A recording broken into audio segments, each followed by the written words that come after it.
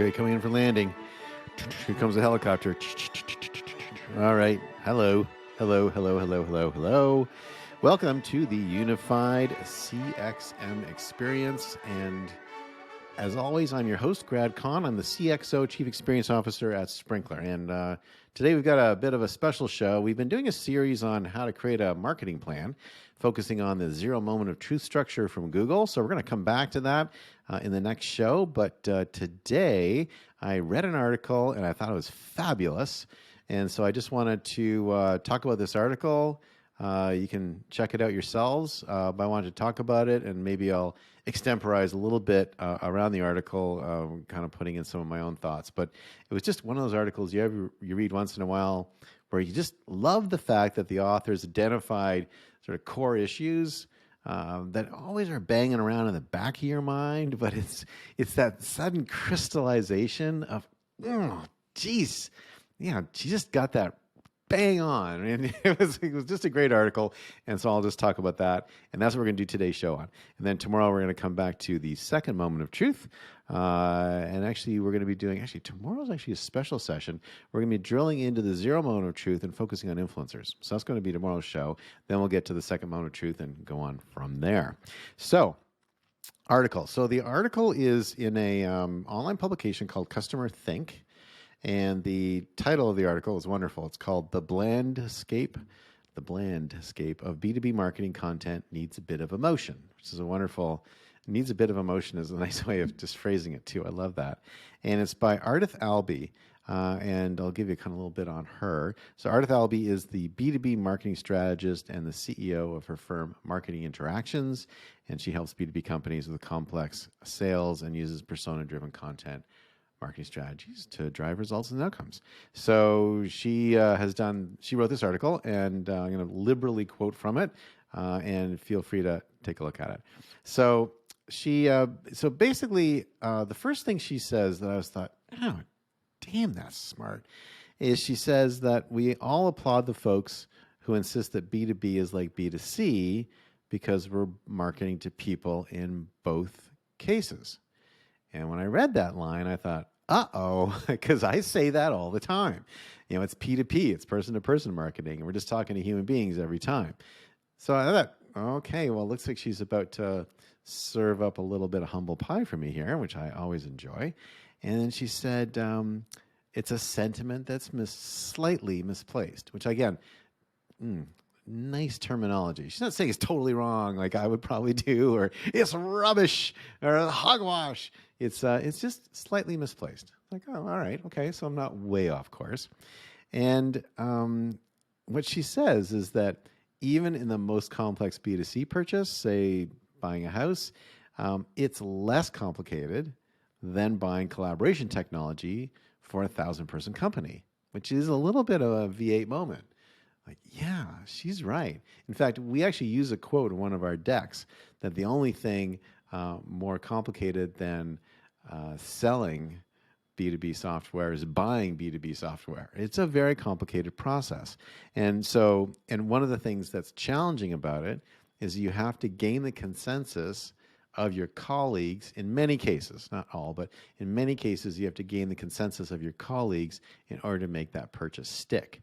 And so, and then you've got to drive adoption and get people to use it. And then there's a lot of complexity around understanding the technology. There's usually a reasonable amount of competition and a lot of products that look very similar. And of course, the vendors don't help everything by constantly trashing each other and saying that one doesn't do this and that one doesn't do that. Of course, they both do it.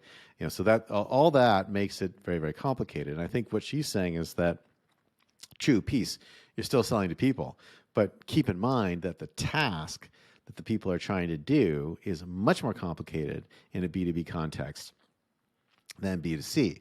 So I'll extemporize a little bit here. So what I liked about that is it also fits into something I'd also say, which I think is right, which is that one thing that we may not do as well as we should classically in B2B is help our champions and help the people that we're selling to sell to others in their firm. And this idea of seller enablement, this idea of buyer enablement. Everyone does seller enablement. This idea of doing buyer enablement, enabling your buyer with the data, with the quotes, with the case studies, with the raw material to be able to say to their peers, this is a good decision because of X, Y, and Z. That's super powerful. So, so she goes on to sort of talk about how emotion can play in the B2B context. So after saying, hey, it's more complicated, so understand that, check.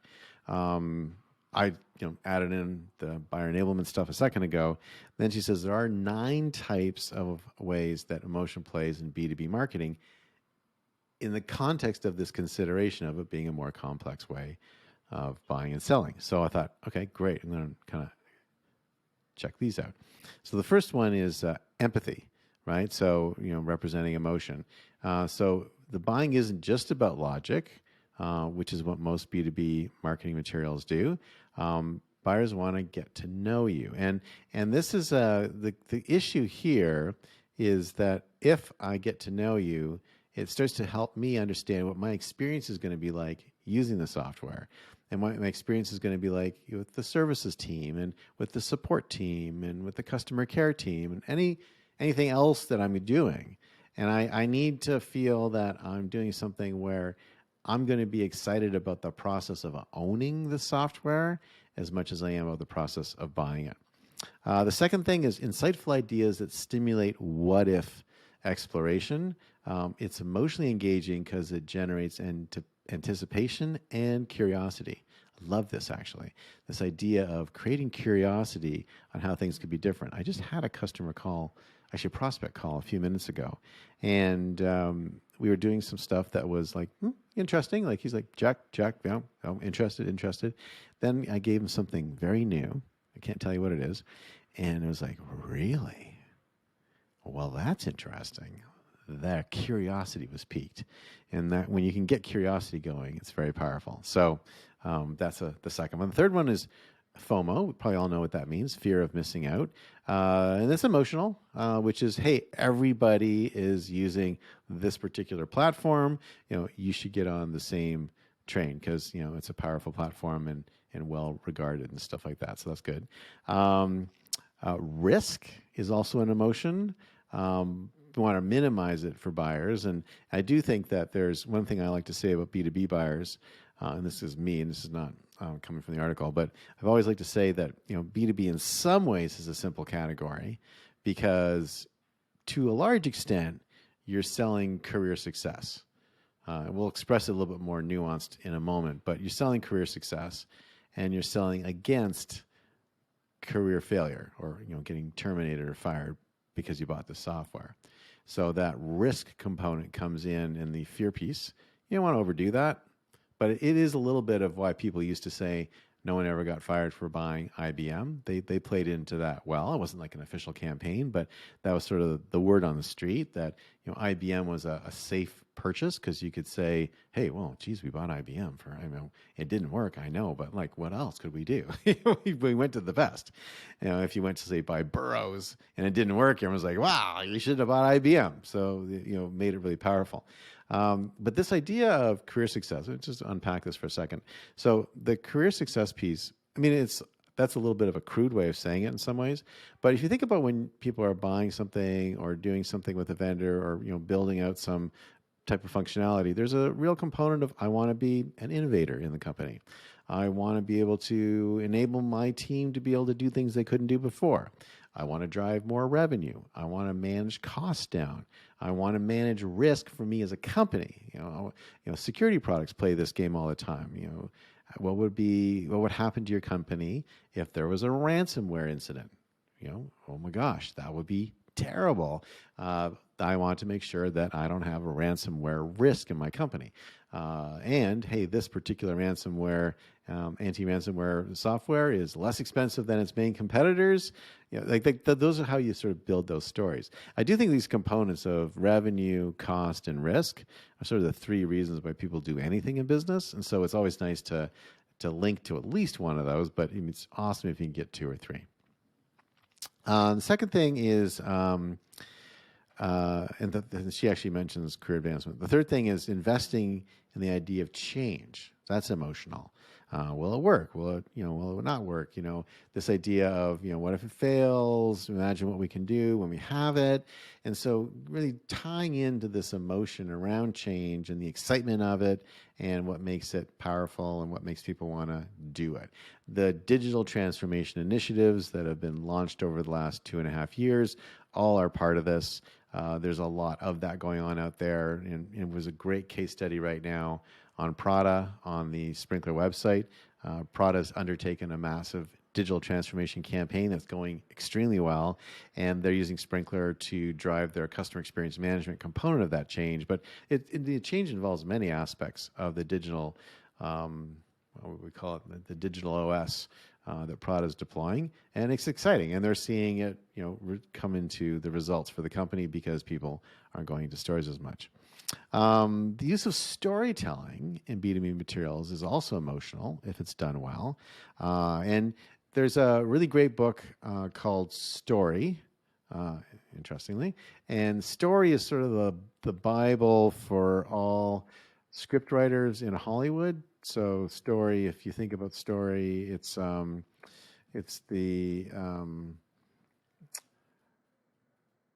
I'm just going to actually look up script writing. Here we are. Yeah, it's called Story: Style, Substance, Structure, and the Principles of Screenwriting, and it's by Robert McKee. Robert McKee does these great seminars where he basically screams at you for 3 days on what an idiot you are, which is wonderful, actually, and then tells you and teaches you how to write a good story, which I've actually gone through one of his seminars. It was wonderful, and it was great memory, actually. I did that a long time ago, but it was a wonderful weekend, even though I just spent the whole weekend sitting there being screamed at. And the core of Story is this idea of creating an arc for the character. So typically things start out at stasis. Everything's kind of fine. A really great movie in terms of the classic expression of this structure. Very easy to see it is Gravity with Sandra Bullock and George Clooney. It's a great version of this. So everything's kind of fine. They're repairing the satellite, dum-de-dum-de-dum. And there's something called an inciting incident. An inciting incident is something that happens that changes the stasis. So in the case of Gravity, and this movie's almost 10 years old, so I'm going to tell you what happens in it. And if you haven't seen it yet, I don't know what to say. And so a broken satellite from a failed Russian missile test comes spinning in and destroys the shuttle and a couple of the astronauts. And then George Clooney and Sandra Bullock are now kind of flying free in space and trying to figure out how to get back to Earth. And so so the inciting incident creates this journey. And then what has to happen is the two of them, and eventually one of them, I won't say which one, have to essentially overcome a series of obstacles, which is the hero's journey. So they get to the space station, and it's kind of exploding, and then they get to Mir, and it's kind of exploding, and they get to the Chinese space station, and it's kind of exploding, and they're kind of dancing from platform to platform, just trying to basically survive. And then there's a kind of the ending, and the ending is essentially a type of return to stasis. In the case of Gravity, the person who returns to Earth returns to Earth. Now they're not repairing a space satellite anymore, but it's a new kind of stasis because they're on the ground and they're fine. And so that sort of classic story structure is what you try to build into a B2B journey, which we don't do very often. We don't often sort of throw the obstacles that were in front of the person. So there's usually a problem, and then the solution is our product. That's kind of a boring story. It's more interesting if there is a problem or there's kind of a business issue, and then there was a struggle to solve the business issue. Maybe different attempts with different types of software, or different approaches, and then they bought ours, and then there's this struggle, and there's an implementation, like whatever these struggles are, and they get to a point where suddenly they're at a new level of business performance. That's more interesting to read, and it's also more realistic. Everybody knows that it takes time and takes effort and takes energy to make this stuff work, and so if you tell me the real story, I'm going to be more engaged. I'm going to trust you more, and I'm going to feel like I'm going to be able to have a relationship with you that's more honest. And then she talks a little bit about the format of content to inspire emotion. So, maybe fewer talking head videos and more, quick reads with, stats, source links, and kind of things that I can use right now. Because remember, going back to buyer enablement, I may want to share this with others on my team, take them through this journey and show them that's the same kind of journey that we're going to do as well. And so that's kind of the core of it. I'll kind of end with sort of a quick thing about brand building. And I think she's got sort of a nice idea in here, which is, think about brand building, not only about awareness, but also likability. So it's not sufficient for someone just to know about your brand. They also have to like your brand, which kind of intuitively makes sense, but likability is not an index I see very often on brand building campaign objectives. So with only 5% of buyers in the market at any one time, you need to ensure that the experiences provided to people who could become our buyers are making a favorable impression. So we need to delight people, make them glad they spent a few minutes with us, our ideas, our content, our brand. So this goes to the idea that content, this kind of idea of delighting, content needs to be delightful. Content needs to be interesting, engaging, fun, maybe a little surprising. Maybe not the thing I normally expect to see. Oh, that's really cool. What a neat brand. I really like them. I'm maybe not in the market to buy that right now, but I enjoyed that engagement. I'll look forward to doing that again. Anyway, so just kudos to Ardath Albee. She did a great job in this article. I really enjoyed reading it. It really touched on a lot of fundamental issues in B2B selling, which I think are core to it, and kind of tip of the hat to the work she did and the thinking that she did to go into this article. And with that, and maybe we'll interview her in the future, Randy. What do you think? It'd be kind of fun to bring her on. Yeah, why don't we, what we should do? We should send her this podcast or the video cast, or whichever one we want. And my hair looks pretty good today, so we'll probably send her the video cast. It's getting kind of long. And just say, hey, would love to interview you and bring you on the show and dig in a little bit deeper. So I think that'd be really fun. So we'll do that and look forward to that in the future. For today, I'm going to wrap. This was the Unified-CXM experience, and I'm your host, Grad Kahn, CXO or Chief Experience Officer at Sprinklr, and we will see you next time.